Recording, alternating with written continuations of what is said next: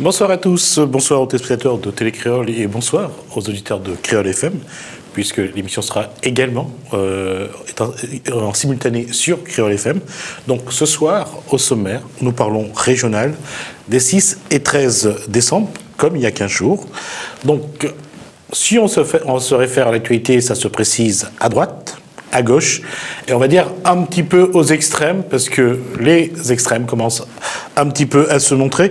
Donc, si on doit faire la revue de presse de ces derniers jours, on va parler, il y a eu donc la plateforme de l'Union, le meeting à la salle Candin à Saint-Denis, il y a eu dimanche au Bocage à Sainte-Suzanne, le premier meeting du Progrès et du PCR en même temps. Donc, ils ont scellé leur union pour au moins 20 ans, a dit la presse. Cette semaine, événement ou pas, René-Paul Victoria, membre des Républicains, a officialisé sa candidature pour ces régionales. Il sera candidat, en tout cas, il l'a dit à la presse. Il a même fait la une du quotidien. Donc sa candidature menace-t-elle pour autant la plateforme de l'Union de la droite ? Le FN, le Front National de la Réunion sera-t-il la surprise de ces régionales, du moins si l'on tient compte des intentions de vote annoncées en métropole? Des éléments de réponse tout de suite avec nos confrères de la presse. J'allais dire nos compresses. Avec nos confrères de la presse écrite. On jouera juste après. On va voir juste après. Alors d'abord, Manuel Marchal, rédacteur en chef de Témoignages. Bonjour. Geoffroy Giraud-Legault, rédacteur en chef de Cette Dame la Mer. Yvon Rouge, rédacteur en chef du Journal de Lille et de Clic à nous. Bonsoir, messieurs. Bonsoir. Qu'est-ce qui vous a marqué sur cette semaine qui vient de s'écouler dans ces élections régionales qui se préparent? Ah bah, on voit que ça vous a marqué. Non, mais il faut dire que, je ne sais pas vous, votre impression, mais moi je trouve que ça ne s'emballe pas encore vraiment. Alors, parce il y a eu cette... alors, on va essayer de prendre ça dans l'ordre chronologique. Oui. Le vendredi 25 septembre, à la salle Candin. Oui, il y a eu du monde pour Didier Robert, si on tient compte des chiffres avancés par l'organisation. Il y a eu du monde aussi à Sainte-Suzanne au Bocage pour le meeting du Progrès et du PCR. À votre avis, est-ce que ça montre que les gens commencent à s'y intéresser ? Il y a toujours il y a des militants. Bon, après, il suffit d'une mobilisation, ça dépend de combien de temps. Par exemple, le meeting de Saint-Denis à la salle Candin, je pense qu'ils ont quand même préparé cette réunion-là. Il y a eu 2500, 3000 personnes à peu près, d'après ce qu'on dit. À la salle Candin, oui, c'était entre 3500 et 4000 parce qu'il y avait des gens, des chaises, ouais. Et puis il y avait des gens assis, et puis il y avait des gens qui étaient à l'extérieur. Devant un grand écran. Voilà, exactement. Mais bon, est-ce que pour autant, il faut dire que ça commence à mobiliser? Je trouve que la campagne, elle est quand même assez discrète. Elle a du mal à décoller. Elle a du mal à démarrer, elle a du mal à décoller, et on imagine un petit peu pourquoi, parce qu'on en discutait là juste avant le début de l'émission, c'est la position des maires est assez délicate, c'est pas évident, parce que bon, vous avez vu les manifestations des jeunes, aussi bien à Saint-Denis, à Saint-Pierre, des jeunes qui barrent la route, qui réclament du travail. Là, cet après-midi, on a vu un groupe d'individus faire irruption dans la salle du conseil municipal et menacer Joseph Sinimalé, qui lui-même est rattrapé un petit peu par ses promesses électorales. J'ai l'impression que les maires, notamment, n'osent pas trop se manifester parce que ils ont tellement promis qu'ils peuvent pas honorer leurs promesses, et donc forcément, j'ai aussi cette impression-là que la campagne se passe discrètement, dans le sens où ça se fait en cellule, en réunion de cellules, chez l'habitant. Réunion café. Voilà, les réunions café. Geoffroy Giraud-Legault.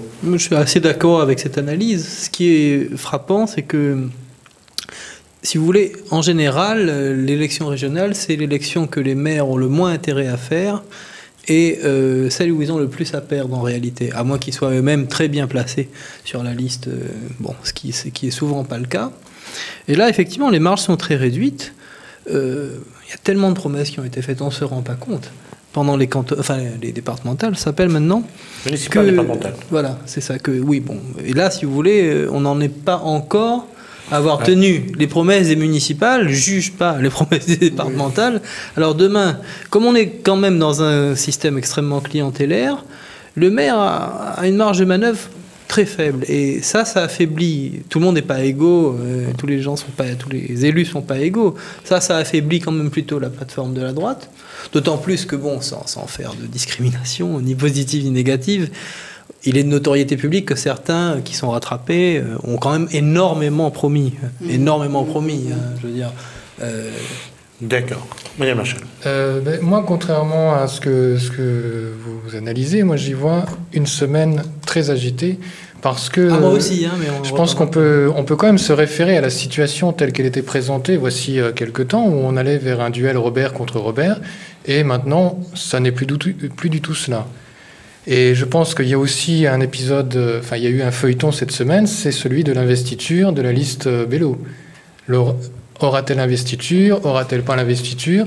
Donc ça aussi, c'est quand même quelque chose qui a marqué la semaine, et le fait qu'il n'y ait pas cette investiture, qu'il n'y ait pas encore cette investiture, ça interroge. Parce qu'elle est importante. Mais donc, on a manifestement des lignes qui bougent, et dans ce contexte... Et les stratégies aussi ont changé. Voilà. Ça change aussi au niveau national. Vous avez des stratégies sur le long terme qui se On va y revenir. Parce que les défis, c'est du long terme. D'accord.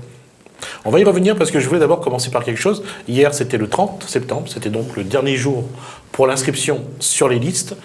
Alors, juste pour savoir combien vont voter, on le saura vraiment dans quelques temps.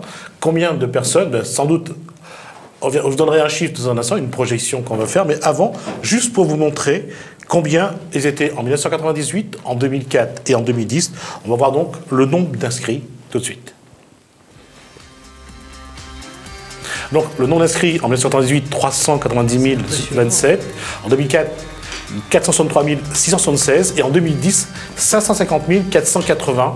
Ça veut dire que entre 2004 et 2010, il y a eu près de 80 000, un peu plus de 80 000 donc 80 000 personnes inscrites. Il faut penser qu'il y aura à peu près 50 000 de plus au minimum pour 2015. Ça veut dire qu'on devrait dépasser les 600 000 inscrits. Il faut savoir qu'en 2010, 54,70% n'ont pas voté, donc que 45,30% sont exprimés, c'est-à-dire à peu près un peu moins de 250 000, autour de 270 000, voilà. Donc, ce qui veut dire que si, en 2015, on arrive à la barre des 600 000 inscrits et que 1 électeur sur 2 vote, on sera à 300 000. Pourquoi c'est important? C'est important parce qu'il faut 5% pour pouvoir fusionner, c'est-à-dire faire 15 000 voix au premier tour et faire 10% des exprimés, je dis bien des exprimés, faire 10% des exprimés pour être au second tour, c'est-à-dire faire plus de 30 000 voix.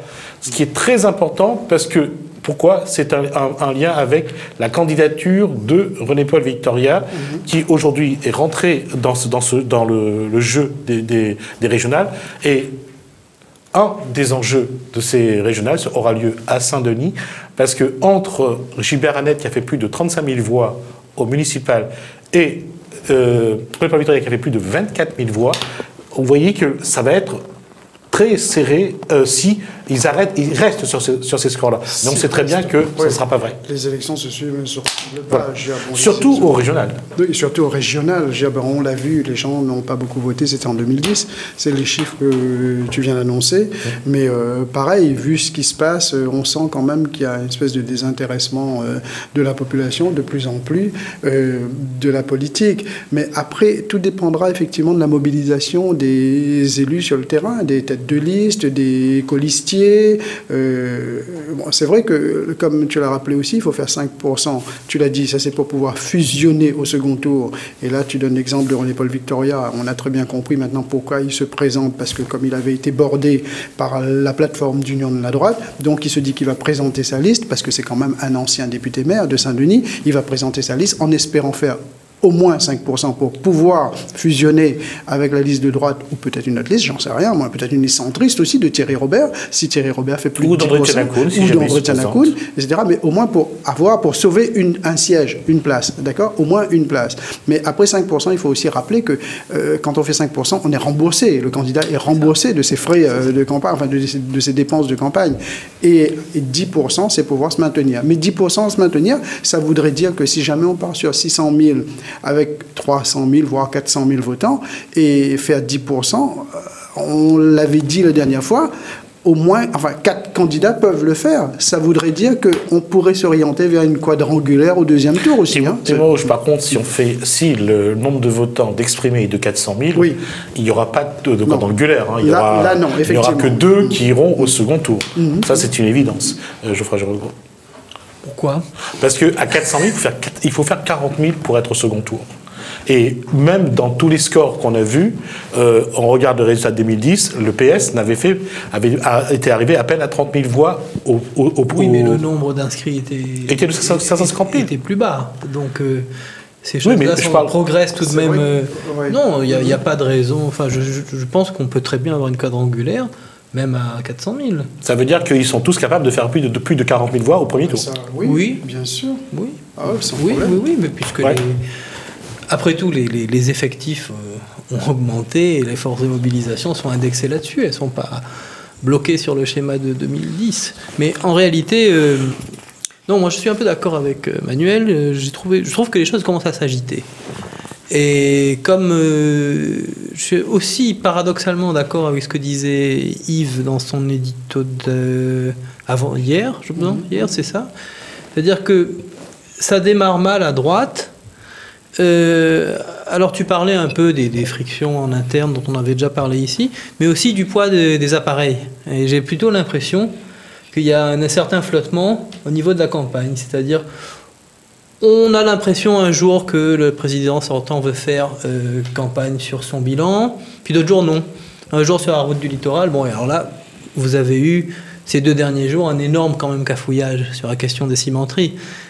Ce qui est très étonnant, c'est que la région s'est portée au devant d'une entreprise, Vinci. Elle aurait très bien pu laisser Vinci s'exprimer tout seul et pour engager un bras de fer avec le maire du port, et puis un bras de fer qu'elle a perdu. Ça, c'était quand même assez mal joué. Ça montre certains flottements. Il n'y a pas vraiment de stratégie politique. Allez, Marshall. Disons que lorsque l'on voit l'évolution du nombre des inscrits, effectivement, on se pose la question de savoir quel va être le taux de participation, ce qui déterminera la légitimité de cette assemblée. Des 5 et 10%. Mais on voit, là, on observe effectivement une tendance à ce que la majorité de la population rejette ce système de choix des décideurs. Mais je pense que ça dépend de la manière dont les responsables politiques posent le problème.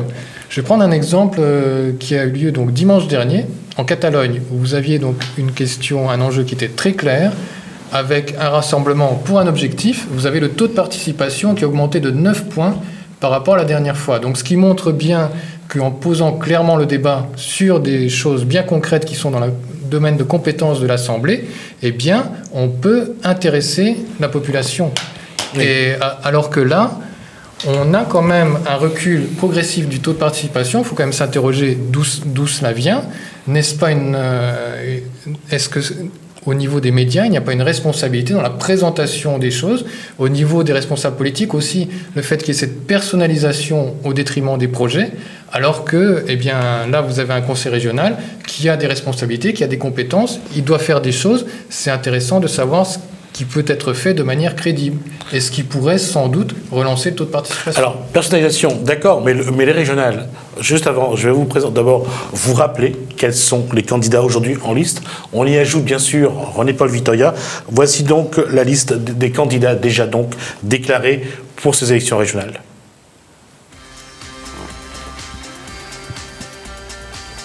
Là, c'est le nombre de listes, donc c'était plus les candidats déjà déclarés, si on pouvait avoir tout de suite. Voilà, donc la liste des candidats déjà déclarés pour les régionales. Voici donc par ordre alphabétique. Donc David Apadou donc, conduira la liste de l'UPR. On l'a vu ça la semaine dernière déjà. C'est par ordre alphabétique, donc Éric Alendroit, qu'on n'entend pas beaucoup. En tout cas, il a dit qu'il est candidat, il ne s'est pas encore déclaré non candidat. Huguette Bello, donc pour le PLR, PS, MCR, ELVR et UDSA. Desmoronnes, c'est demain que Desmoronnes fera son tirage au sort pour la liste des candidats. Vous avez toujours l'occasion d'y aller. Agnès Boyer, Nation Réunionnais, est à ce rendez-vous. Joseph Gondin, Front National donc de 974, il reçoit actuellement les dirigeants du Front National.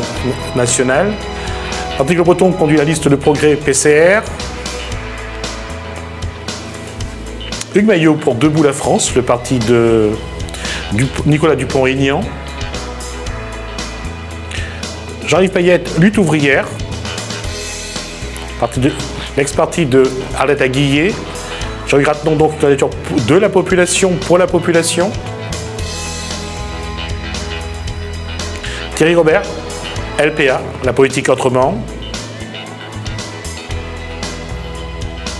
Didier Robert, Union de la droite, et le dernier arrivé dans cette liste, René-Paul Victoria, donc, qui va conduire une liste de droite. Voilà, donc, voilà, ça c'est les candidats. On n'est pas de personnalisation, mais qu'on le veuille ou pas, ces régionales se sont toujours faits sur le nom d'un candidat. Il y a toujours le capitaine, c'est la tête de liste. C'est le principe même de cette élection. C'est un peu comme au municipal. Les gens oublient qu'il y a une liste au municipal, alors on regarde toujours la personne qui est. Il y a surtout l'exemple de 2004, Paul Vergès contre l'Union de la droite, avec Alain Bénard, avec 19 maires derrière Alain Bénard, et c'est sur le nom de Paul Vergès que l'élection se gagne pour le Rassemblement. Mais justement, là, il y a un petit correctif à faire. Moi, je me souviens justement de cette campagne de 2004, et lorsqu'il y avait notamment des débats à la radio ou à la télévision, ça n'était pas systématiquement Paul Vergès. Alors qu'effectivement, vous aviez Alain Bénard qui venait à chaque fois, mais c'était en face de lui des personnes en fonction du domaine de compétences sur lequel avait lieu le débat. Donc, on a une tendance à la personnalisation. C'est peut-être plus simple de parler d'une personne plutôt que de parler d'un programme, mais on a quand même en réalité une liste de près de 50 personnes, 45 personnes, et donc il n'y a pas qu'une personne qui est élue, il y a 45 personnes, et il y a des compétences dans cette collectivité qui devront être assumées par des personnes bien précises. Donc, oui, mais ça c'est très biaisé, et c'est très injuste, mais ça ne marche pas comme ça. C'est-à-dire que quand c'est des gens compétents, brillants, etc., tout le monde s'en fiche. Par contre, quand c'est des gens mal vus, on retient que le capitaine est mal entouré. Ça, c'est très... Paul Vergès Paul Vergès a gagné 2004 sur son nom, il faut être honnête, sur son nom, et son nom était tellement puissant qu'il pouvait se permettre d'envoyer d'autres personnes. Bon, en 98, il avait déjà gagné sur son nom. En 2010, sur la liste de l'Alliance, par exemple, il y avait beaucoup, je prends un exemple, il y avait beaucoup de critiques qui remontaient des planteurs parce qu'on avait mis quelqu'un de qualitropique, vous voyez, des choses comme ça, et ça jouait plutôt contre lui.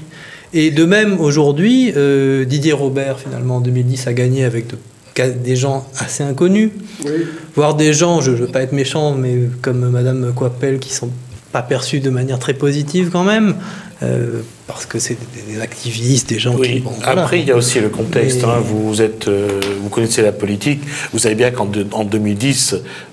ce n'est pas la liste de Didier Robert qui a été portée par la population, c'est surtout un rejet de la liste de Paul Vergès. 45% des électeurs, tu as dit tout à l'heure effectivement, qui a voté, et le fait d'avoir une triangulaire, on sait très bien que Didier Robert a été élu avec 45% justement des suffrages, et voilà. Et ça s'est joué aussi, il y a eu un tel rejet du nom de Vergès, du clan Vergès, on le voit, ne serait-ce qu'au second tour, lorsqu'il a failli la discussion sur l'alliance entre le PS et le PCR, tout le monde déjà même au sein de l'alliance, entre le PCR et Huguette Bello, qui n'a pas accepté qu'André Tianakoun figure sur la liste de l'alliance. Déjà, ça posait problème. Et on y revient en 2010 à ce syndrome, moi j'ai toujours écrit ça, le syndrome de bœuf mort, lorsque le PS, le soir, se rend à 2004 pour faire cette alliance, et que le PCR n'a pas besoin à ce moment-là du PS. Mais en 2010, le problème, c'est que le PS rend la monnaie au PCR sur cette même base. C'est-à-dire qu'il y a eu le mépris de 2004, et en 2010, le PS dit on vous rend ce que vous avez fait en 2004. Mais on revient toujours sur un nom. Mais bon, cela dit, on est dans la politique aérie, et comme l'a dit Emmanuel Marchal tout à l'heure, c'est vrai que pour l'instant, et c'est peut-être ce qui va permettre de faire la différence, si tant est que les électeurs s'intéressent un peu à ces élections, c'est peut-être le programme. Mais Emmanuel disait tout à l'heure que c'est aussi peut-être la faute des médias, oui et non, mais plus que non que oui d'ailleurs, parce que nous, on veut bien communiquer, on veut bien relayer le programme des candidats, mais à condition qu'eux-mêmes Ils ont un l'expose. programme. Mais pour l'instant, bon, ils donnent bout par bout. Mais c'est un peu normal, je vais vous dire pourquoi. Parce qu'ils gèrent leur communication dans le temps aussi. Parce que s'ils arrivent, ils donnent tout. Bon, déjà, ça sera un peu confus. Les gens vont pas vraiment comprendre. On va s'en mêler un peu les pinceaux. Donc là, par exemple, j'ai vu que Thierry Robert, lui, il tient une conférence de presse ce week-end, samedi, pour exposer son programme économique. Patrick Le Breton fait une conférence de presse avant-hier au port. C'est pour la politique portuaire, etc., etc. Donc, ils essayent de distiller ça comme ça pour que ça soit pas trop compliqué non plus, pour que ça prenne pas trop de place également dans les médias. Donc voilà. Mais c'est vrai, maintenant, il faut être assez pédagogique sur le programme. Cela dit, Yves, il y a tout de même un point particulier dans cette élection-là. Je trouve qu'elle est inégalement personnalisée. Pour la presse aussi. Non, mais parce que vous avez quand même un cas, je pense, unique. C'est que la presse d'elle-même, et surtout d'ailleurs la télévision, et surtout la télévision privée, pas celle-ci, mais la télévision privée, met énormément en avant un grand chantier régional. Je pense si on faisait un calcul d'occurrence avec un petit logiciel, je suis sûr qu'il y aurait plus Route du Littoral que Didier Robert, vous voyez, enfin, c'est incroyable, je veux dire, lui-même, parfois n'a peut-être même pas à vendre son projet, il y a un tel élan de la presse pour, et puis parce qu'il y a un gros budget communication, il faut être honnête, hein, pour vanter les louanges de ce projet. Je veux dire, suivez certaines chaînes de télé, c'est incroyable. Je veux dire, à chaque fois que la région a un problème, vous avez un quasi-publi-reportage sur la route du littoral. Et ça, c'est vrai. Et ça, c'est nouveau. C'est unique. Voyez-vous, au niveau des programmes, bon, on sait quand même que dans les 6 prochaines années, auront lieu des événements qui auront un impact direct sur la région, quelle que soit la personne qui dirigera la région. Là, s'il y a la crise de la filière canne, 18 000 emplois, qu'est-ce qui se passe? Que fait la région qui est compétente en matière économique? Là, récemment, vous avez encore eu les filao à Saint-Paul qui ont été attaqués par la houle, conséquence de la montée du niveau de la mer. Quoi que l'on fasse aujourd'hui, la mer va monter. Qu'est-ce que l'on propose par rapport à cela? Vous avez également le problème, la défiscalisation en 2017, qui prend fin en 2017. On ne sait pas ce qu'il y aura ensuite. Ouais. Moi, je pense qu'on peut demander aux candidats de se positionner par rapport à cela. Et si je suppose que dans leur programme, le minimum, c'est qu'il y ait des réponses sur ces questions-là. On a également l'octroi de mer 2020. 2020, c'est avant 2021. Qu'est-ce qui va se passer? C'est la région qui gère l'octroi de mer. J'entends Manuel Marchal, et on entend tous cette position. Mais le problème aussi, et ça, je vais être méchant dans ce que je vais dire, mais combien de candidats est capable de discuter sur ces éléments-là? Combien sont capables de parler de l'octroi de mer, de savoir exactement ce qu'il y a dedans? Combien est capable de nous parler de la filière canne, de tout ce qu'il peut savoir et aller jusqu'à ce qui va se passer à Bruxelles pour savoir cette dotation supplémentaire que les planteurs réunionnais attendent, que la Réunion attend. Je veux dire que oui, c'est vrai, mais il y a aussi un fait, c'est que comment discuter de politique avec des gens qui parfois n'ont pas non plus, ne vont pas trop loin non plus. C'est sans doute un fait, mais moi j'irai au-delà. Je vais vous dire quelque chose. J'ai l'impression que l'électorat, dans sa grande majorité, est plus dans l'immédiateté. Ce que dit Emmanuel, effectivement, il est tout à fait dedans. J'ai des grandes préoccupations pour l'avenir. Ça, là, on tombe à fond dans les compétences du Conseil régional, octroi de mer, filière canne, etc., etc. Mais les politiques ont également compris, et on voit ce qui s'est passé, par exemple, quand les jeunes barrent la route. Ils ne vont pas parler d'octroi de mer, ils vont pas parler... ils veulent un emploi. Ils veulent un logement. On l'a vu encore cet après-midi, par exemple, au conseil municipal de Saint-Paul. Et les maires ont un peu compris, les élus de façon générale, les têtes de liste, ils ont compris ça. Raison pour laquelle ils essayent de draguer effectivement cet électorat-là en parlant des questions qui touchent à la vie quotidienne, qui touchent à l'immédiateté. Donc, qu'est-ce qui touche à l'immédiateté? Un petit peu, c'est l'emploi, c'est le logement, qui est aussi de la compétence du Conseil régional aujourd'hui, hein, contrairement à ce qu'on peut dire. Donc, voilà. Mais c'est vrai qu'ils ne vont pas aller dans des sujets trop pointus, même si ça relève de la compétence du Conseil régional. Ils ont compris que l'électorat veut, bon, déjà, tout de suite, ça c'est un peu légitime, c'est normal, parce que les politiques eux-mêmes, quand ils viennent faire campagne, quand ils passent de de maison en maison, ils vont dire oui, vous en faites pas, vote pour moi, mais donne un travail, etc. Donc ils sont tombés un petit peu dans ce piège-là. Mais raison pour laquelle on n'a pas de grands débats sur des grandes questions, sur des grands dossiers qu'a évoqué Manuel à l'instant. Et pour revenir, l'un des événements de la semaine dernière, c'est même peut-être pas un événement, mais ce quoi la presse s'est ruée, c'est l'annonce de René-Paul Victoria, de la candidature de René-Paul Victoria. Et aujourd'hui, qu'on le veuille ou non, l'une des questions qu'on va se poser, et la question que je vais vous poser juste après la question qu'on va voir, l'entrée en liste de René-Paul Victoria, quelles conséquences? On voit tout de suite la question. Quels sont les inconvénients et les avantages de l'entrée en liste de René-Paul Victoria pour la droite et la gauche? Qu'est-ce que ça apporte au débat? Qu'est-ce que ça va faire? Aujourd'hui, est-ce que cette candidature-là va vraiment... Pour le coup, là, oui. nous peut dire que quand même ça dépend de l'entourage. C'est-à-dire, tout dépend. S'il y va seul, on peut présumer qu'il aura un électorat tout de même assez limité au vivier dionysien. Je ne dis pas qu'il n'aura pas un 2, va voter pour lui, machin.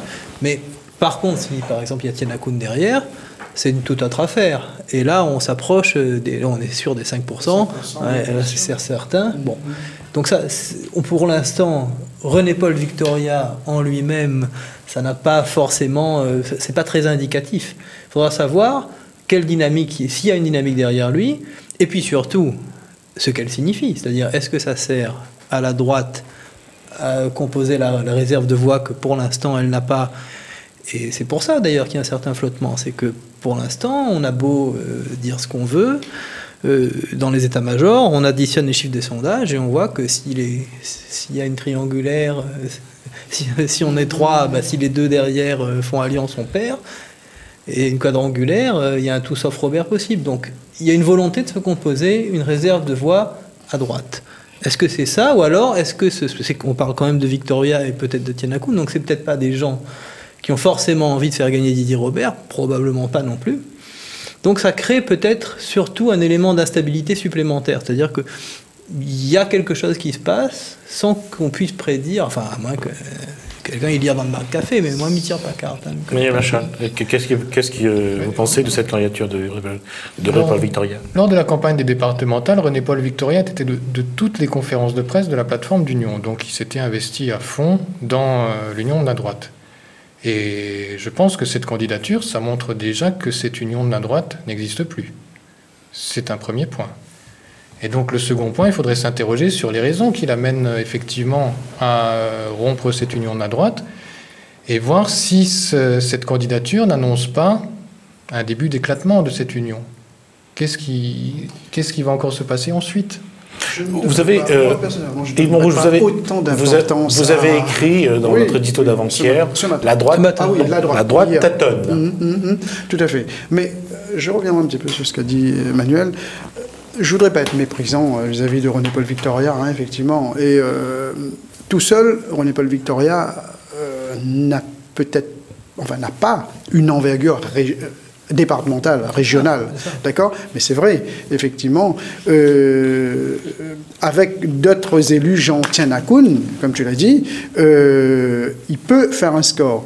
Mais de là à parler, si on part de la candidature de René-Paul Victoria pour parler de l'éclatement de la plateforme de droite, je n'irai quand même pas jusque-là, parce que René-Paul Victoria, aujourd'hui, il n'est plus maire, il n'est plus conseiller départemental, il n'est plus conseiller régional, il n'est plus rien. Il est conseiller municipal de l'opposition, voilà. Mais on sait très bien dans quelles conditions, pourquoi les motivations, effectivement, les motivations de René-Paul Victoria à se présenter, c'est parce que, pour l'instant, il s'est senti un petit peu bordé, d'accord? Il va pouvoir peut-être agglomérer les déçus, les gens qui ne seront peut-être plus sur la liste de Didier Robert. S'il fait plus de 5%, mais s'il est tout seul, sans André Tian Akoun, il pourrait négocier avec Didier Robert, il pourrait fusionner avec Didier Robert. Mais si André Tian Akoun est sur sa liste, qui nous dit qu'ils vont négocier avec Didier Robert au deuxième tour? C'est pas dit, parce que André Tian Akoun ne s'entend pas du tout, et ça c'est un secret de polichinelle. Ils peuvent plus manger un grain de sel ensemble. Tac et maire. Mais après, maintenant... il y a quelque chose que je voudrais dire aussi. Par exemple, à droite, quand tu fais allusion à l'édito d'hier sur la droite tâtonne, c'est parce que il y a des divergences au niveau des stratégies, de la stratégie aujourd'hui. C'est le partage des pas seulement au niveau de la composition des listes, mais c'est au niveau de la stratégie. Parce qu'il y a une partie de la droite qui dit il faut nationaliser ces régionales, et il y a une autre partie qui dit non, il faut municipaliser ces régionales. C'est-à-dire, municipaliser, c'est-à-dire donner le plus de pouvoir aux maires pour que les maires prennent la parole, par exemple, même sur la composition des listes, dire aux maires de proposer leur bonhomme, etc.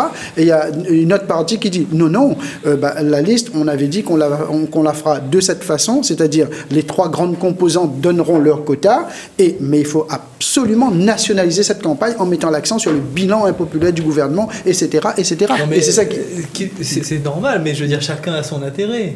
Les maires, leur intérêt, c'est d'en faire le moins possible. Donc eux ont tout à fait intérêt à ce qu'on tape sur Hollande, Valls et compagnie. Par contre, pour Didier Robert, choisir maintenant, aujourd'hui, entre Sarkozy et Juppé, c'est un peu difficile aussi. Ou Fillon. Ou Fillon, c'est un peu difficile. C'est toujours été proche de Fillon. Oui. Oui, mais enfin bon, vous savez, il y a eu un chassé-croisé avec Sarkozy. Vous savez, peut-être que les choses vont changer, mais j'y crois pas trop. Sarkozy à La Réunion, c'est un repoussoir terrible. Il suffisait, il y a un an. Attendez, mais un repoussoir, mais au niveau global, il a quand même fait 48% à la présidentielle de 2012. Hein, donc, oui, mais globalement. Sur toute la France. Effectivement. Mais ici, il a fait 25%. Voilà, c'était le score le plus. Hollande a fait 71. Voilà. Hollande ne refera pas 71. Mais m'y croit pas si le monde aime trop Sarkozy encore. Hein. Alors, on parlait de... Est-ce que le nombre de participants va être important? Est-ce que va jouer aussi sur ceux qui vont faire 5% ou 10%? Est-ce que combien faudrait-il de candidats pour que ça soit bien? Alors, si on regarde les chiffres de 98, 2004 et 2010, vous allez voir que plus ou moins, on devrait être plus ou moins dans les mêmes proportions. Tout à fait. Le chiffre ne change pas trop, en fait. Non. Alors, normalement, donc, en 98, vous allez voir que... Là, on n'est pas sur les chiffres, là, on est sur les meetings. On est sur les meetings. Les chiffres des meetings. Alors, je préférerais qu'on revienne sur les chiffres des participants. Ça serait gentil. Merci pour les participants. Alors... Mais tu veux pas qu'on parle le nombre de listes, ouais, c'est le nombre de listes. En plus, c'est moi qui me suis trompé, je m'en excuse. Donc, c'est en fait le nombre de listes qu'il va y avoir donc pour ces élections. Voilà, regardez, en 98, il y en avait 11, en 2004, il y en a eu 15, en 2006, il y en a 12, et pour l'instant, on en est à 12. Est-ce que vous pensez que c'est trop, ou c'est pas assez, ou... Le problème, c'est qu'on ne peut pas légiférer là-dessus et imposer un nombre de listes. Mais c'est vrai que nous sommes en démocratie. Qui veut se présenter, se présente. Si demain j'ai envie de conduire une liste, je conduis. Et toi, pareil. Et nous, ici, autour de cette table, etc. La candidature de Pouni en 2012, en 2010. Tout à fait. Mais le problème, c'est qu'après, on sait très bien, quel que soit le nombre de candidats, de listes, l'élection se joue toujours en 3 ou 4 listes, pas plus. Et là, ça se dessine assez clairement. Là. On sait que l'élection va se jouer. Bon, je ne voudrais pas être méchant vis-à-vis des autres, hein, mais l'élection va se jouer entre le sortant Didier Robert, entre la liste menée par Huguette Bello, celle menée par Thierry Robert et celle menée par Patrick Le Breton. Après... vous ne mettez pas Jean-Yves Landon au-dessus? Non. Quand je dis ça, il y a peut-être 2 ou 3 autres listes, deux autres listes qui vont faire 5%, qui vont faire 5%, et voilà. Mais on sait que de façon générale, et assez clairement on peut le dire, l'élection va se jouer en 4 listes. Tu as tout à fait raison, mais les petits candidats ont toujours une certaine utilité. Tu parlais de Pouni, il y avait aussi Johnny Arnachelom, des gens comme ça, qui ont disparu, mais ils servent au deuxième tour ceux qui le rallient en disant qu'il peut dire il y a une dynamique. Voilà, sans fusionner, parce que s'ils n'ont pas fait 5%, mais il y a quand même un sans ralliement. Fusionner, ils se rallient, et si vous voulez, il y a l'ivresse du deuxième tour, et ça marque les esprits, c'est-à-dire de mon l'impression que... il y a toujours l'expression d'un message, il y a aussi, c'est l'expression d'un message, que la personne fasse 2%, 3%, 1%, il y a toujours ce petit, j'allais dire groupuscule, mais ça exprime quelque chose. Voilà. Ça exprime toujours un mécontentement, ça exprime... donc voilà, quoi. Mais sur le nombre de listes, moi je pense qu'il y a quand même... c'est une question très intéressante parce que ça soulève un problème de fond. C'est que, ça n'est pas n'importe qui peut monter une liste. Il faut être solvable au niveau de la banque. Donc à La Réunion, vous avez la moitié de la population qui vit en dessous du seuil de pauvreté. Est-ce que vous croyez que parmi ces personnes-là, quelqu'un peut monter une liste ? Vous avez donc la moitié de... Jean-Hugues Ratenon, qui est un bon camarade à moi, n'est peut-être pas solvable au niveau des banques, mais il se présente toujours à une élection parce qu'il faut aussi rappeler que dans ce genre d'élection, on est, j'allais dire, sponsorisé. Il y a des gens derrière. Hein, vous prenez une organisation comme le parti de gauche, elle a dit qu'elle ne pouvait pas se présenter pour un problème financier. Le parti de gauche, c'est quand même pas rien. Bon... Et au municipal, vous aviez ce problème qui s'est présenté pour plusieurs candidats, qui avaient donc un programme à présenter, mais qui avaient un refus de la part de la banque pour avoir le prêt. Donc ça, c'est quand même un problème au niveau de la démocratie à La Réunion. Parce que pour l'élection présidentielle, par exemple, à partir du moment où quelqu'un a 500 signatures, l'État lui donne de l'argent pour financer sa campagne. Alors que pour les élections régionales ou d'autres élections à La Réunion, ça n'est pas le cas. 500 signatures, c'est pas mieux. Hein, je veux dire, c'est dans les deux. Moi, je suis assez d'accord avec toi. C'est une sorte de suffrage censitaire quand même dissimulé, qui d'un autre côté sert aussi à un certain équilibre. Parce qu'il est vrai que ça évite qu'il y ait, au lieu d'avoir une moyenne, on doit être à quoi ? Une moyenne de 13, 12, 13 12 et 15, on est à 12 pour l'instant. Voilà, en général, finalement, on n'est pas 25, dans ça ferait trop en tout cas. Et oui, ça ferait trop. Puis, vous savez, regardez, il y a la dernière fois que j'ai vu autant de bulletins, il me semble que c'était aux européennes, non ? Il y a eu pas mal de listes, effectivement. Oui, je me rappelle, moi, d'une régionale où j'ai l'impression qu'on était monté jusqu'à 18 ou 19. 19, on est monté, je crois. Ouais, je crois aussi. Mais de toute façon, pour revenir à ça, et on parle du nombre de listes, mais on va aussi parler de polémique sur autre chose, et là on va changer un petit peu de sujet. La polémique tourne sur le nombre de participants.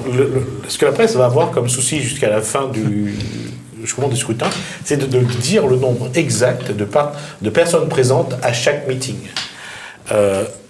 On en a eu quelques mots ce dimanche en nous reprochant de ne pas donner toujours le bon chiffre, parce que soit on n'est pas capable de le faire, soit on ne compte pas, et soit on préfère faire confiance à l'organisation, ça nous évite après des remontrances, des critiques en nous disant on en a dit trop, on en a dit pas assez.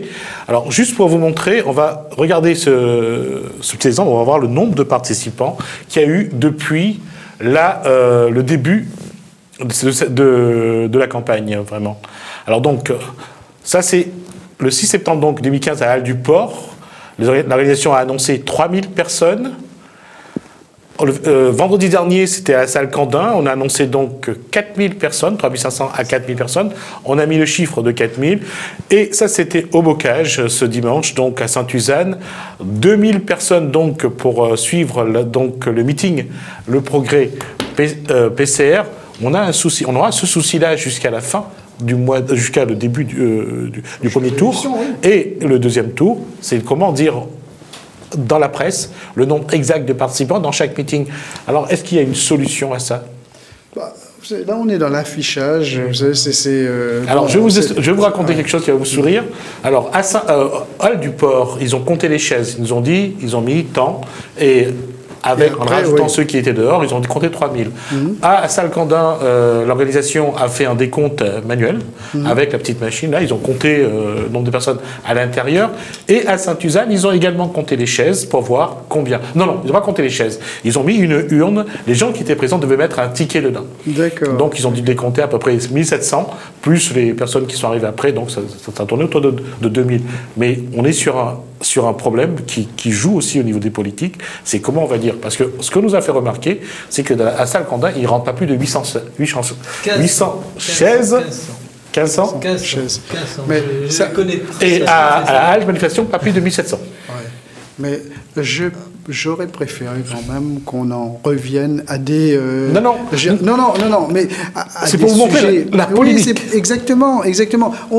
Ça me rappelle, vous savez, je voudrais pas être vulgaire, c'est quand on était au lycée dans les vestiaires après les cours de PS.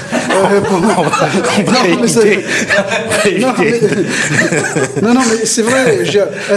Est-ce que c'est ça qui compte ou est-ce que c'est le jour de l'élection? Est-ce que c'est la mobilisation, la qualité de la campagne sur le terrain, auprès des gens, à faire passer des messages importants, à dire qu'est-ce qu'on va pouvoir faire concrètement si on est élu? Est-ce que c'est pas plutôt ça qui va toucher les gens ou est-ce que c'est l'affichage, savoir on était 2000, 3000, 4000, 5000? À ce moment, il faut faire comme dans une manifestation, quand il y a une grève, on dira il y avait 1500 selon les grévistes et 400 selon la police. Je sais pas, mais...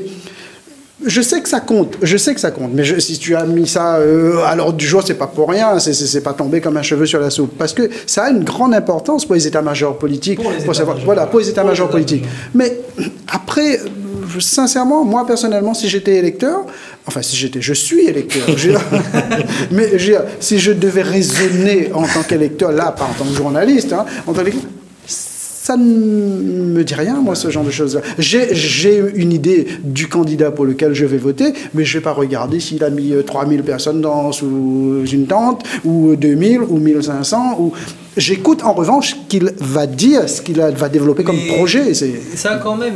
Je sais que ça a son importance. Alors, ça a une importance, mais une importance, je dirais, paradoxale. C'est-à-dire que...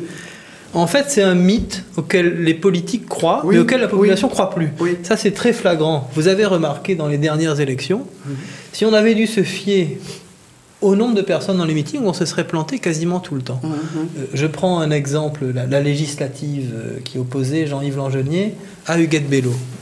Écoutez, Jean-Yves Langenier faisait des meetings plein pot à 2000 personnes, et Huguette Bello, beaucoup moins.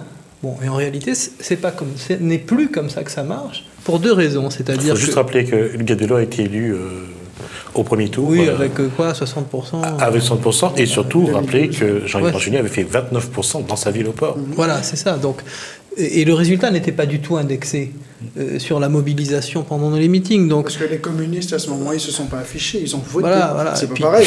Oui, et puis ça fonctionne plus comme ça. Avant, quand on faisait un meeting... les gens disaient Edmund derrière lui, c'est incroyable et tout, alors qu'aujourd'hui, ça marche plus comme ça. Tout le monde sait que ceux qui mais cet élément-là, on compte toujours. Non, il y a l'élément clientélaire qui est plus fort que jamais. Clientéliste qui est plus fort que jamais. C'est-à-dire, tout le monde sait que les gens qui viennent dans les meetings, par exemple, de ceux qui ont la capacité de donner des emplois, viennent quand même parce qu'en général, c'est des membres des personnels communaux, régionaux, etc. Bon. Alors, c'est plus intéressant, effectivement, quand c'est des gens qui ont peu de capacité de donner des emplois. Là, on peut se dire qu'il y a quand même quelque chose, vous voyez. Mais... Alors, parce qu'il y a une chose qu'on n'a pas vue, on l'a tous compris qu'en 2012, lors des élections législatives, c'est la place du Front National. Le Front National, cette année-là, sur l'ensemble de la Réunion, a atteint quand même 10%. Oui, avec des pics, moi, là où je vote au GOL, des pics incroyables. Je crois que c'est là où ça a voté le plus fort. Et si on se réfère aux intentions de vote au niveau national, je vous propose de regarder les chiffres justement du Front National. Vous allez voir que c'est assez impressionnant. Sur le plan national, la droite fera 35%, la gauche 26%, le Front National 23%, et au nord Pas-de-Calais, Marine Le Pen pourrait devancer Xavier Bertrand quand même de 9 points, ce qui est quand même important. 35 pour Marine Le Pen, 26 pour Xavier Bertrand.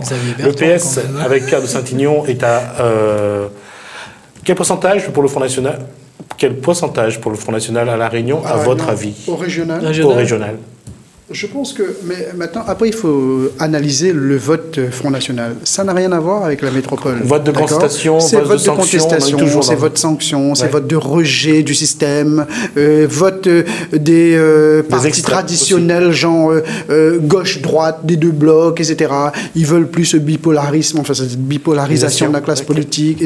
C'est ça le vote du Front National. C'est pas un vote avec des thèses, vote antisémite, ou vote raciste, vote... Il n'y a pas tout cela derrière. Maintenant, parce que les gens ne s'y retrouvent plus aussi bien dans la droite, d'accord, que dans la gauche, Ils ont essayé, les deux, là, depuis plusieurs décennies. Ils ont essayé, mais ils ont vu qu'ils n'arrivent pas à obtenir satisfaction. Mais qu'est-ce qu'ils font? Ils votent uniquement pour, j'allais dire, pour emmerder. C'est presque de la provocation, en disant, vous n'êtes plus capable, vous, droite-gauche, allons voter un coup. Et souvent, on entend ça. Allons voter Front National, on verra bien ce que ça donne. Donc, voilà, Madame Marchal est d'accord? À mon avis, je pense que le Front National va faire un score qui sera supérieur à celui qu'on lui donne dans les sondages aujourd'hui. Pareil. Au 5%, 10% ou les 23% du Non, national? mais à la les Réunion, sondages, ils donnent combien encore? À la Réunion, c'est 0. Hein. Zéro. D'accord. Donc, moi, non, je pense pas que le Front National... Joseph Grondin a fait quand même 1000 voix dans le canton 1 de Saint-Denis, c'est ça? Je crois, oui. Moi, je pense qu'il représente un vrai danger, mais pour les raisons que dit Yves. Mais si tu veux, il n'est pas impossible que les gens qui effectivement en ont marre votent pour celui qui représente Marine Le Pen à La Réunion. Parce qu'il y a quand même... Il y a un ancrage du vote d'extrême droite à La Réunion, qui est un vieil ancrage. Le premier député Front National de l'histoire, c'était un Réunionnais. C'était Jean Fontaine, je veux dire. Et même avant, le fondateur de l'Action française, c'était François de Mailly. Vous voyez, ça remonte quand même. Il y a ce qu'on appelle, en créole, ce qu'on appelle le vieil droite, là. Ça, c'est des gens qui se reconnaissent plus dans Marine Le Pen que, bien sûr, dans Sarkozy, et que, bon, je ne parle pas de la gauche, mais qui sont tout à fait capables de voter pour quelqu'un qui n'est pas complètement extravagant. Alors, tant que c'était un personnage, on va dire, comme Otto Bruck, personne va voter pour lui. Otto Bruck est donc secrétaire départemental du Front National à La Réunion. Oui, enfin, on ne sait pas où ils en sont parce qu'ils se tirent entre les pattes entre eux. Ils ont tous été condamnés au pénal. Enfin, c'est un ramassis invraisemblable. Excusez-moi, mais et Monsieur Rey qui... Mais bon, ceux se sont recollés là. Ouais. Oui, bon, qui se ressemblent, ça sort. Mais je pense qu'ils représentent un vrai danger. Non, moi je dis ce que je pense. Écoutez, on est aussi un média d'opinion. Je pense que le Front National représente un vrai danger. Dans mon quartier, enfin dans le quartier où je vote, au Gol, qui est un quartier populaire, ils font un score parce que c'est un vote anti-maoré, tout simplement. C'était un quartier qui votait moitié à droite, moitié à gauche avant, et depuis qu'il y a la cité Pretoria, ça vote massivement Front National. Ça change rien, ça fout la merde, mais voilà, c'est un défouloir. Et c'est un défouloir qui est en train de s'institutionnaliser et qui peut trouver des relais locaux. Mais si aujourd'hui, comment vous analysez le vote du Front National à La Réunion? Qu'est-ce qui pousse les Réunionnais à vouloir soutenir... il a donné une partie de réponse, là. Oui, ça j'ai entendu. Une partie de réponse. Mais est-ce qu'il y a d'autres éléments? Il y a un vote anti-maoré. Il ne faut pas se cacher derrière son petit doigt, il ne faut pas se voiler la face. Hein. Il y a ce vote-là. Mais après, pour les raisons que j'ai données tout à l'heure, c'est votre sanction, c'est votre rejet, c'est votre contestation, c'est vote pour exprimer un mécontentement, une colère. Le Front National sera entre 5 et 10%, à votre avis, moins, plus? Au pifomètre, bien sûr. Moi, je pense que je crains un 5% quand même. Vous voyez? D'accord. Je crains un 5%. Ça dépendra du nombre de votants aussi. Oui. Et, bien sûr. Oui, parce qu'on est à 600 000 inscrits, s'il y a 300 000 qui votent, là, je ne donnerai pas 5%, 10% au Front National, mais s'il y a beaucoup plus qui votent, effectivement... Parce qu'on sait qu'en général, quand il y a grosse participation, c'est surtout, j'allais dire... La contestation. Voilà, c'est la contestation qui s'exprime. C'est pas les CSP+, qui se déplacent à ce moment-là. Est-ce que quelque part, je vais revenir à ça, on a parlé du rejet de ce qui est de la politique ou des politiques, et il y a aussi des postures. Et je vais vous montrer une posture, c'est à Sainte-Suzanne. Donc, j'aurais posé la question hier, lors d'une conférence de presse, Daniel Lamélou, Anthony Grondin et Yolande Posé. C'est assez inédit.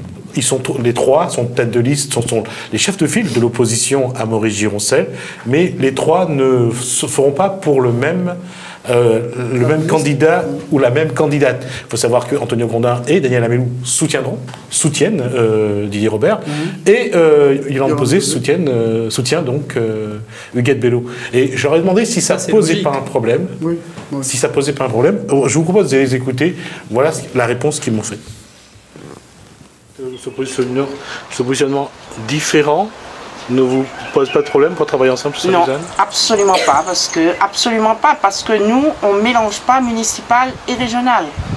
Et on était bien différents quand on a fait le municipal. Donc moi, je ne mélange pas les genres. Municipal, c'est municipal, régional, c'est régional. Chacun choisit son camp, chacun choisit ses responsabilités. Point final. Quel que soit celui qui gagnera ces élections régionales, ça ne va pas perturber la cohésion du groupe? Non, parce que le groupe, c'est un politique. On fait une conférence de presse concernant la population de Sainte-Suzanne, les parents d'élèves qui forment en grande partie cette population. Donc on fait la part des choses. Quand on a des sujets qui touchent la problématique de la gestion municipale, on arrive à faire le point ensemble. De toute façon, on a des conseils à la CINOR, on fait le point ensemble. On a des conseils à la mairie, on fait le point ensemble. Et on continue à travailler puisqu'il y a eu cette proposition de respecter les uns et les autres.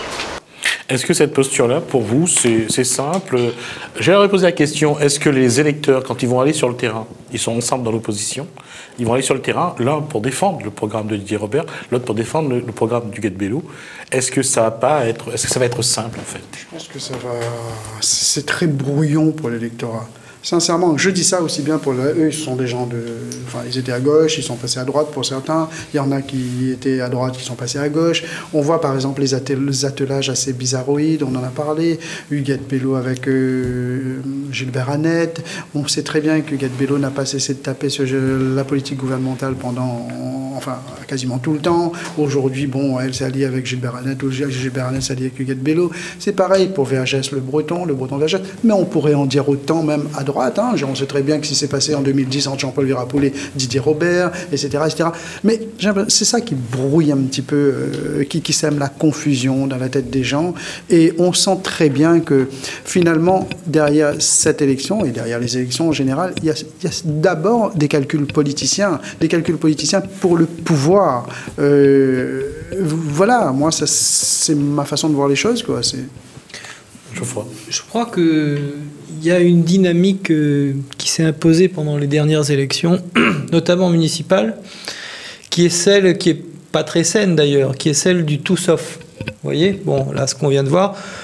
Je prends Madame Posé, elle a quand même un comportement assez cohérent. Elle était communiste, il y a une scission dans le PCR, elle est partie. Mais là, on se positionne dans ce... Par contre, Daniel Alamelo, lui, c'est pas mal. Il était au PS, au Parti communiste, et maintenant à droite. À l'UMP, je crois. Mais il est considéré par tous les autres comme étant le bon coq qui peut ravir la mairie. Donc finalement, tout le monde se met derrière, c'est vrai que c'est pas très sain pour la démocratie, mais à la rigueur, le pouvoir, c'est le pouvoir, et ça peut se comprendre. Là où ça peut moins se comprendre, c'est ce que eux disaient, c'est-à-dire que quand il faudra défendre les intérêts face à un conseil municipal, comment vont-ils faire? Je veux dire, vous aurez la droite qui dit blanc, la gauche qui dit noir. Comment peuvent-ils dire que l'opposition parlera d'une seule voix? Ça n'est pas vrai. La réalité, c'est que c'est Daniel Alamelo qui est le chef de l'opposition, que c'est lui qui commande. Voilà, et les autres... ça, on l'a vu à plus grande échelle, au Conseil général, par exemple. Au Conseil général, Nassima Dindar, qui présidait une majorité arc-en-ciel, socialiste, communiste, etc. Donc, ils travaillaient ensemble, et puis arrivent les élections, et qu'est-ce qui se passe? Ils ne travaillent plus ensemble. Au contraire, là, on redevient ennemis, alors qu'on était amis. Et je sais pas, je trouve que ça... Par contre, il y a quand même... Pardon. Je pense que vous avez deux aspects. Effectivement, on peut dire coalition de circonstances. Je pense que c'est vrai dans certains cas. Malheureusement, dans trop de cas même. Mais il y a quand même une chose importante si on se réfère à l'histoire de la Réunion. Si on veut vraiment qu'il y ait un changement dans l'histoire de la Réunion, eh bien, il faut aller au-delà de 51% pour gouverner le pays. Et donc, c'est ce qui s'était passé au lendemain de la Seconde Guerre mondiale, quand il y a eu le CRATS. Le fait que dans le CRATS, vous ayez des communistes, mais aussi des personnes de droite et des socialistes, et des responsables de la CGT, comme le Rassemblement, comme l'Alliance. Ça a permis d'avoir un front suffisamment large pour envisager de changer le statut de la Réunion pour sortir de la colonie et devenir un département. Et on voit que l'on a toujours les résultats de cette décision, qui est le résultat d'un front. Et là, aujourd'hui, on est quand même dans une situation où on a un blocage. Si on prend les résultats d'une étude de l'INSEE qui est parue cette semaine, on voit qu'entre 2001 et 2007, là où la situation économique était beaucoup plus favorable qu'aujourd'hui, on avait un solde positif de création d'emplois de 1900 emplois. Mais 1900 emplois par an, Ça voudrait dire que si on était capable de créer 1900 emplois par an, il faudrait un siècle pour régler le problème du chômage à La Réunion. Ça montre bien que ce système est incapable de régler le problème, il faut en changer. Et pour en changer, il faut aller au-delà de gauche et droite. Il faut aller au-delà de... Mais même ça marche pas. 50%. Oui, mais alors voilà, mais le problème, c'est ce que tu dis, ça a marché en 46, mais on le dit depuis 46. Et les gens, franchement, allez, parler avec n'importe qui, les gens en ont marre d'entendre dépasser les clivages, travailler dans l'intérêt des Réunionnais. Bon, c'est un discours qui est tellement usé, puisque tout le monde le dit, qui ne marche plus. Si vous voulez, c'est très paradoxal. D'une certaine manière, les idées justes ont triomphé partout. Tout le monde dit à peu près la même chose sur sauver l'octroi de mer. Bon, à part Jean-Luc Grattenon, qui a une position un peu étonnante. Bon. Sinon, tout le monde dit qu'il faut sauver l'octroi de mer, il faut sauver le quota de canne, il faut faire ci, faire ça. Et il faut dépasser les clivages, il faut travailler ensemble. Les gens en ont marre d'entendre ça. Vous voyez ? Et ils vont voter pour... Mais tout le monde le dit. Mais ils vont voter pour la personne qui, tout en disant ça, incarnera peut-être la rupture ou quelque chose de différent. Vous voyez, on votera moins pour un discours que pour une personne parce que justement, le discours, lui, est fatigué. Qui peut incarner ou quel discours faudrait-il apporter pour faire cette rupture, pour qu'on ait l'impression qu'il y a quelqu'un vraiment qui pense différemment, où on n'est plus dans ces jeux politiques ou jeux politiciens, où on se met ensemble, soit parce qu'on veut empêcher l'autre de gagner, soit on se met ensemble parce qu'on veut garder le pouvoir. Le problème, c'est que à chaque fois, on se retrouve dans cette situation-là. On n'est jamais dans une bataille d'idées, on est toujours dans une bataille d'hommes. D'accord ?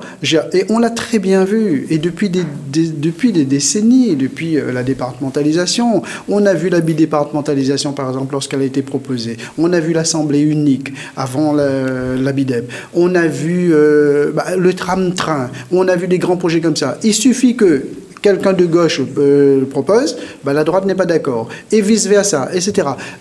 On n'est même pas dans une posture où on regarde l'intérêt collectif, l'intérêt de la Réunion. On regarde, c'est toujours une lutte d'influence, une bataille de personnes, une bataille d'ego, et on se retrouve, pareil, à chaque fois dans un calendrier électoral. On se dit qu'il y a des élections, donc on va voter, le peuple s'exprime, et après tout le monde se met autour de la table et tout le monde travaille. Le problème, c'est que le temps de se mettre au travail, on est déjà dans une autre élection. Et je vais conclure là-dessus, parce qu'il me reste 4 minutes.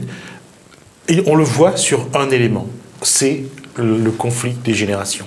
Et on voit quand même à La Réunion qu'on a du mal à trouver, où la relève politique a du mal à prendre sa place, où la relève politique a du mal à pousser doucement leurs aînés pour prendre la place.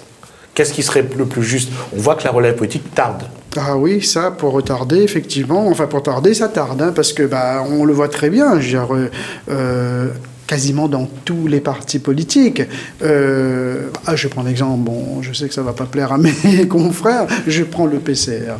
On a vu, il y a 1 an ou 2 ans, ça, c'était le congrès de la reconstruction, le congrès après 2012. Après 2012. Qui on voit de nouveau aujourd'hui sur le devant de la scène au Parti communiste réunionnais, même si j'ai un très grand respect pour le monsieur, Paul Verjas, pour ne pas le citer. Mais il était question à un moment donné de mettre en avant des jeunes, de pousser des jeunes, etc. Sûr. Mais aujourd'hui, on en est où ? C'est un exemple parmi tant d'autres. Pareil, au PS, on parle toujours de Gilbert Annette, Jean-Claude Fruiteau, c'est vrai qu'il y a des Le Breton qui arrivent, on parle toujours de Michel Vergoz, c'est vrai qu'il y a des Le Breton, il y a des Vlody, etc. Mais on a l'impression quand même que tout est fait pour étouffer les jeunes, pour verrouiller, pour garder toujours la mainmise sur... Mais c'est pareil à droite aussi. On voit le retour, Silimalé, plus de 70 ans, Jean-Paul Virapoulet, le maire de la Plaine. Ce que montre quand même l'exemple du retour des 4 dont on parle, c'est que paradoxalement, il y a une déception aussi de la population vis-à-vis de la relève. C'est-à-dire qu'on attendait des jeunes, certains, pas tous, il y en a qui s'en sortent très bien, mais de certains jeunes qui marquent des comportements différents de leurs aînés et tout. Et souvent, le trait a même été forcé par les remplaçants. Il retombe dans les travers. Voilà, donc, travers. On a vu ce qui s'est passé à Saint-André. À Saint-André avec Éric Fruiteau. Avec Éric Fruiteau. Il y a eu une grande attente. Effectivement, les gens attendaient beaucoup d'un nouveau, etc. Mais qu'est-ce qui s'est passé? Au moment où il a voulu que sa femme soit Mais candidate. moi, je pense qu'on aurait quand même tort de se passer de ce que peuvent nous apporter nos anciens. La question... Et il faut savoir que, Bien sûr. La Réunion, dans 20 ans, il y aura 25% de la population qui aura plus de 65 ans. Est-ce qu'il faut les jeter aux orties? Bon, surtout pas. Non, c'était pas ça la question. Ce que je veux dire, c'est l'objectif, c'est quand même d'imaginer comment est-ce qu'on est capable de réussir cette union des générations. Et là, Yves parle du PCR, mais là, le PCR et le Progrès se sont entendus sur un comité de parrainage où dedans vous aurez donc Paul Vergès et Jean-Claude Fruiteau qui apporteront leur expérience, et vous aurez des jeunes dedans. Donc un brassage des générations, une manière de voir comment valoriser cette expérience. Je pense que ça, c'est une autre manière de faire de la politique et qui permet d'utiliser pleinement tout ce que les anciens peuvent nous apporter. La place pour une seconde encore. Allez-y. Le problème des générations, il vient aussi paradoxalement du fait que nous n'avons une jeunesse, mais je dirais, très polie. Vous voyez, Paul Vergès, à l'époque, quand il a pris avec éclat le pouvoir au Parti communiste, il a éjecté ceux qui étaient là. Bon. Et ce qui s'est passé au Parti communiste en 2012, c'est que finalement, les jeunes ont, comme tu dis, du respect pour les anciens, et finalement, là, ça va. Ils n'osent pas les... Juste sur ce congrès, parce que j'étais là en tant que journaliste, ça a beaucoup plus que le respect, ça a plus dans l'idolâtrie. Oui, non, voilà. Enfin, je ne sais pas si c'est de l'idolâtrie, mais en tout cas, ils n'osent pas pousser les vieux vers la sortie. Ça, c'est clair. Alors qu'en fait, c'est comme ça que ça marche. Regardez Didier Robert et André Si vous allez à Madagascar, vous avez le Raya Mandran, par exemple Gisèle Rabessal, eh bien, elle pouvait s'exprimer n'importe quand parce que c'était un ancien, il y avait le respect. Mais tu parles d'un royaume qui a presque 1000 ans. On y reviendra parce qu'on a déjà dépassé le temps. Messieurs, on y reviendra. On a déjà dépassé le temps. En tout cas, merci pour vous de nous avoir suivis. Merci pour votre fidélité. Merci à la régie donc pour cette collaboration. Merci. Donc, continuez votre soirée sur Télé Créole. Portez-vous bien. Bonsoir chez vous.